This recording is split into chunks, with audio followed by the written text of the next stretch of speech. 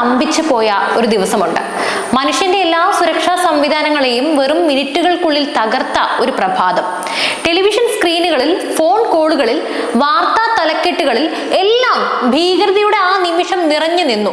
ഒരു സാധാരണ ചൊവ്വാഴ്ചയെ ലോക ചരിത്രത്തിലെ ഏറ്റവും ഇരുണ്ട ദിനമാക്കി മാറ്റിയ 9/11 ആക്രമണത്തിന്റെ കഥ നമ്മൾ കാണുന്നതിനേക്കാൾ ഭയാനകമാണ്. അന്ന് സംഭവിച്ചത് എന്താണെന്ന് നിങ്ങൾക്കറിയാമോ? ആ ചോദ്യത്തിനുള്ള ഉത്തരം തേടിയുള്ള യാത്രയാണിത്. അപ്രതീക്ഷിതമായ ആ പ്രഭാതം 2001 സെപ്റ്റംബർ 11 ഒരു സാധാരണ ചൊവ്വാഴ്ചയായിരുന്നു അത്. ന്യൂയോർക്ക് നഗരം അതിന്റെ പതിവ് തിരക്കുകളിലേക്ക് ഉണർന്നിരുന്നു. രാവിലെ 8:30 വേൾഡ് ട്രേഡ് സെന്ററിലെ നോർത്ത് സൗത്ത് ടവറുകളിൽ ആയിരക്കണക്കിന് ആളുകൾ തങ്ങളുടെ ജോലിയിൽ മുഴുകിയിരുന്നു. അപ്പോഴേക്കും ആ ദുരന്തത്തിന്റെ ആദ്യ നീക്കം ആരംഭിച്ചു കഴിഞ്ഞു. 19 അൽഖ്വയ്ദ ഭീകരർ 4 യാത്രാ വിമാനങ്ങൾ ഹൈജാക്ക് ചെയ്തു. ഈ വിമാനങ്ങൾ അമേരിക്കൻ ജനതയുടെ അഭിമാന സ്തംഭങ്ങളെ ലക്ഷ്യമിട്ടായിരുന്നു പറന്നത്. ആക്രമണത്തിന്റെ ആദ്യ വിമാനം അമേരിക്കൻ എയർലൈൻസ് ഫ്ലൈറ്റ് 11 ബോസ്റ്റണിൽ നിന്ന് ലോസ് ഏഞ്ചൽസിലേക്ക് പോകേണ്ടതായിരുന്നു. ഈ വിമാനത്തിന്റെ നിയന്ത്രണം ഭീകരർ കൈക്കലാക്കി. രാവിലെ 8:45 ഈ വിമാനം അതിവേഗം ന്യൂയോർക്കിലെ ലോക വ്യാപാര കേന്ദ്രത്തിന്റെ 93നും 99നും ഇടയിലുള്ള നിലകളിലേക്ക് ഇടിച്ചു കയറി. ഒരു വലിയ തീഗോളമായി മാറിയ ആ കെട്ടിടം കനത്ത പുക ആകാശത്തേക്ക് ഉയർത്തി. താഴെ തെരുവുകളിൽ നിന്ന് ആളുകൾക്ക് എന്താണ് സംഭവിക്കുന്നത് എന്ന് മനസ്സിലാക്കാൻ കഴിഞ്ഞില്ല. ഒരു യാത്രാ വിമാനം എങ്ങനെ ഒരു കെട്ടിടത്തിൽ ഇടിച്ചു കയറും? അതൊരു അപകടമാണെന്ന് കരുതി എല്ലാവരും ആദ്യം ഒന്ന് ഞെട്ടി. രക്ഷാപ്രവർത്തകർ കാര്യങ്ങളുടെ ഗൗരവം മനസ്സിലാക്കി കെട്ടിടത്തിലേക്ക് പാഞ്ഞെത്തി. എന്നാൽ കെട്ടിടത്തിന്റെ മുകൾ ഭാഗത്തു നിന്നും തീ ആളിക്കത്തി. കനത്ത പുക നഗരത്തിന്റെ ആകാശത്തെ മൂടി. ലോകം മുഴുവൻ ഈ ദൃശ്യങ്ങൾ ലൈവായി കണ്ടുകൊണ്ടിരിക്കുമ്പോഴാണ് അടുത്ത ദുരന്തമുണ്ടാകുന്നത്. രാവിലെ 9:03 യുണൈറ്റഡ് എയർലൈൻസ് ഫ്ലൈറ്റ് 175 സൗത്ത് ടവറിലേക്ക് ഇടിച്ചു കയറി. ഇത് യാദൃച്ഛികമല്ല, ഇത് ആസൂത്രിതമായ ഒരു ആക്രമണമാണ് എന്ന് ലോകം തിരിച്ചറിഞ്ഞ നിമിഷമായിരുന്നു അത്. ആളുകൾ പരിഭ്രാന്തരായി ചിതറിയോടി. ഈ ആക്രമണത്തിൽ സൗത്ത് ടവറിന്റെ 77നും 85നും ഇടയിലുള്ള നിലകൾക്ക് ഗുരുതരമായ കേടുപാടുകൾ സംഭവിച്ചു. ടവറിനുള്ളിൽ കുടുങ്ങിയ പലരും രക്ഷപ്പെടാൻ വഴിയില്ലാതെ ജനലുകൾ വഴി പുറത്തേക്ക് നോക്കി. ചിലർ ജീവൻ രക്ഷിക്കാൻ വേണ്ടി താഴേക്ക് എടുത്ത് ചാടി. ആ കാഴ്ച ലോകമെമ്പാടുമുള്ള മനുഷ്യരുടെ ഹൃദയത്തെ നുറുക്കിക്കളഞ്ഞു. കെട്ടിടത്തിന്റെ മുകളിൽ കുടുങ്ങിയവർക്ക് രക്ഷപ്പെടാൻ ഒരു മാർഗവുമില്ലായിരുന്നു. മിനിറ്റുകൾക്കകം ലോകത്തിലെ ഏറ്റവും വലിയ ആകാശ ഗോപുരങ്ങളിൽ ഒന്നായ ഈ 2 ടവറുകളും ഒരു വലിയ ശബ്ദത്തോടെ നിലം പൊത്തി വീണു. കെട്ടിടത്തിന്റെ ഘടന തകർന്നടിഞ്ഞപ്പോ അവ പാൽക്കേക്ക് പോലെ അടുക്കടുക്കായി താഴേക്ക് പതിച്ചു എന്നാണ്. ആദ്യം സൗത്ത്, പിന്നീട് നോർത്ത് ടവറും ആകാശത്തേക്ക് ഉയർന്ന പൊടിപടലങ്ങൾ ന്യൂയോർക്ക് നഗരത്തെ ഒരു നിമിഷം മുഴുവൻ മൂടിക്കളഞ്ഞു. റോഡുകൾ, കെട്ടിടങ്ങൾ, വാഹനങ്ങൾ എല്ലാം പൊടിയിൽ മുങ്ങി. രക്ഷപ്പെട്ടവർക്ക് വഴി കാണാൻ കഴിഞ്ഞില്ല. 2977 പേരാണ് ഈ ആക്രമണത്തിൽ കൊല്ലപ്പെട്ടത്. ഇതിൽ 343 അഗ്നിശമന സംഘങ്ങളും 71 പോലീസുകാരും ഉൾപ്പെടെ 100 കണക്കിന് രക്ഷാപ്രവർത്തകരും ഉണ്ടായിരുന്നു. ലോകമെമ്പാടുമുള്ള 77 രാജ്യങ്ങളിൽ നിന്നുള്ളവരും ഇതിൽ ഉൾപ്പെട്ടു. പെന്റഗണിലേക്കും ധീരരായ യാത്രക്കാരും. എന്നാൽ ആക്രമണം അവിടെ അവസാനിച്ചില്ല. 3ാമത്തെ വിമാനം അമേരിക്കൻ എയർലൈൻസ് ഫ്ലൈറ്റ് 77 അമേരിക്കൻ സൈന്യത്തിന്റെ ആസ്ഥാനമായ പെന്റഗണിലേക്ക് ഇടിച്ചു കയറി. സമയം രാവിലെ 9:37. വാഷിംഗ്ടൺ DC-യിലെ പെന്റഗണിന്റെ ഒരു ഭാഗം പൂർണ്ണമായും തകർന്നു. അമേരിക്കയുടെ സൈനിക ശക്തിയുടെ പ്രതീകമായ പെന്റഗൺ ആക്രമിക്കപ്പെട്ടത് അമേരിക്കൻ ജനതയുടെ ഭയം വർദ്ധിപ്പിച്ചു. ഇനി എന്ത് സംഭവിക്കുമെന്ന ഭയം എല്ലാവരെയും പിടികൂടി. 4ാമത്തെ വിമാനം യുണൈറ്റഡ് എയർലൈൻസ് ഫ്ലൈറ്റ് 93 വൈറ്റ് ഹൗസിനെയോ അല്ലെങ്കിൽ US ക്യാപിറ്റലിനെയോ ലക്ഷ്യമിട്ടാണ് പറന്നത്. എന്നാൽ ഈ വിമാനത്തിലെ യാത്രക്കാർ ചരിത്രത്തിലെ ധീരന്മായി മാറി. മറ്റ് വിമാനങ്ങൾക്ക് സംഭവിച്ച ദുരന്തങ്ങൾ ഫോൺ വിളികളിലൂടെയൊക്കെ മനസ്സിലാക്കിയ യാത്രക്കാർ ഭീകരരുമായി ഏറ്റുമുട്ടാനായി തീരുമാനിച്ചു. വിമാനത്തിന്റെ നിയന്ത്രണം തിരികെ പിടിക്കാൻ അവർ ശ്രമിച്ചു.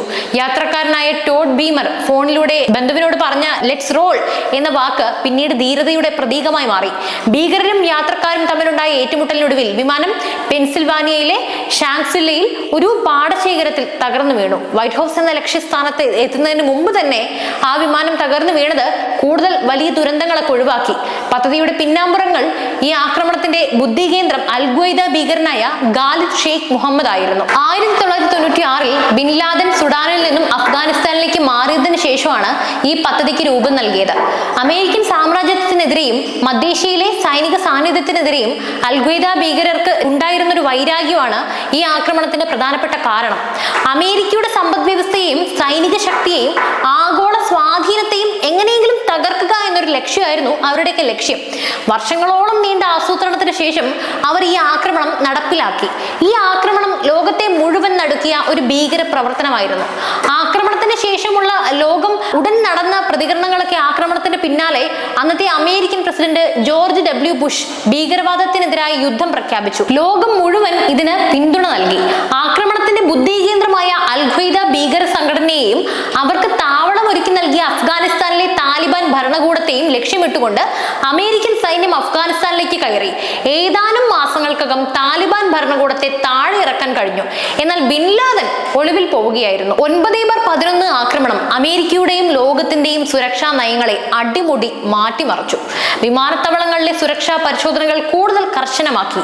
Department of home land security എന്ന പുതിയൊരു സർക്കാർ വകുപ്പ് തന്നെ അവർ രൂപീകരിക്കുകയുണ്ടായി.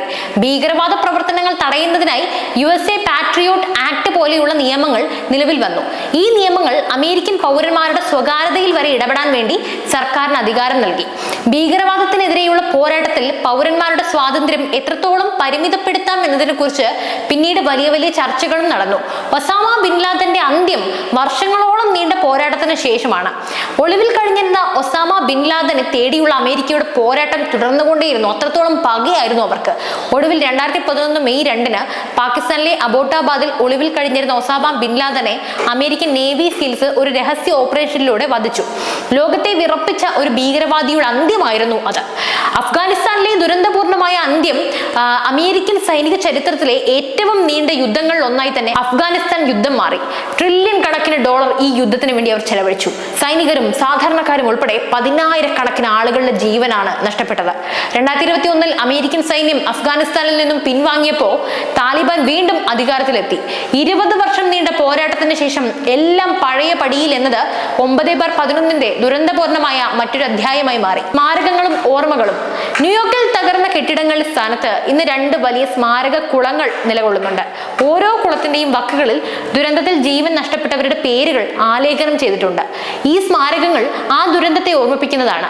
ഒപ്പം മനുഷ്യരുടെ അതിജീവനത്തിന്റെയും ധീരതയുടെയും കഥയും അവിടെ പറയുന്നുണ്ട്. വേൾഡ് ട്രേഡ് സെന്ററിന്റെ അവശിഷ്ടങ്ങൾക്കിടയിൽ നിന്ന് രക്ഷാപ്രവർത്തകർ നടത്തിയ പോരാട്ടങ്ങൾ, ഫ്ലൈറ്റ് 93-ലെ യാത്രക്കാർ കാണിച്ച ധീരത, ഇതെല്ലാം മനുഷ്യന്റെ നന്മയുടെ ഉദാഹരണങ്ങളാണ്. ഇന്നും 9/11 എന്ന വാക്ക് കേൾക്കുമ്പോൾ തന്നെ തകർന്നടിഞ്ഞ കെട്ടിടങ്ങളുടെയും പൊടിപടലങ്ങളുടെയും ജീവൻ നഷ്ടപ്പെട്ട മനുഷ്യരുടെയും ഒക്കെ മുഖങ്ങളാണ് ഓർമ്മ വരുന്നത്. ആ ദുരന്തം ലോകത്തെ ഭയപ്പെടുത്തി. പക്ഷെ അത് മനുഷ്യരുടെ സഹാനുഭൂതിയും ധീരതയും എത്ര വലുതാണെന്ന് തെളിയിച്ചു. ലോകം കൂടുതൽ പരസ്പരം ബന്ധിക്കപ്പെട്ടിട്ടുണ്ടെങ്കിലും ഭീകരവാദം എന്ന ഭീഷണി ഇന്നും നിലനിൽക്കുന്നുണ്ട്. പഹൽഗാമിൽ നമ്മൾ അതാണ് കണ്ടത്. 9/11 ശേഷം ലോകം കൂടുതൽ ജാഗ്രതയുള്ളതായി. ഈ ദിനം ഭീകരവാദത്തിനെതിരെയുള്ള പോരാട്ടത്തിൽ നമ്മൾ എത്രത്തോളം ജാഗ്രത പാലിക്കണമെന്ന് നമ്മളെ വീണ്ടും വീണ്ടും ഓർമ്മിപ്പിക്കുകയാണ്. സമാധാനവും സ്നേഹവും നിലനിർത്താൻ നമ്മൾ പ്രതിജ്ഞാബദ്ധരാണെന്ന് ഓർമ്മിപ്പിച്ചുകൊണ്ട് ഈ വീഡിയോ ഞാൻ ഇവിടെ അവസാനിപ്പിക്കുന്നു. എന്തായാലും ഈ വിഷയത്തെക്കുറിച്ചുള്ള, ഈ കാഴ്ചപ്പാടിനെ കുറിച്ചുള്ള നിങ്ങളുടെ അഭിപ്രായങ്ങൾ തീർച്ചയായും കമന്റ് ചെയ്യുക. മറ്റൊരു വിഷയവുമായി, മറ്റൊരു വീഡിയോയുമായി വീണ്ടും എത്തും വരെ നന്ദി. News desk IBN Malayalam.